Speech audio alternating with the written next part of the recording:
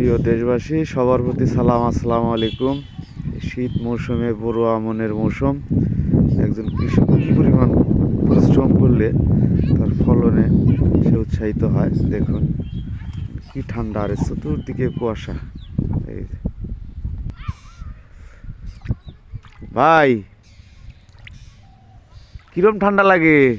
ভাই ঠান্ডা তো আছেই ভাই, ঠান্ডা ঠান্ডা না লাগলে কাম না করলে ভাত পাবো, কাম করতেই হবে ঠান্ডার মধ্যে। কয় কাটা গাল্লা বড় আমন? গাছ পাঁচ কাটার মতো। শতাংশ কয় শতাংশ? 15?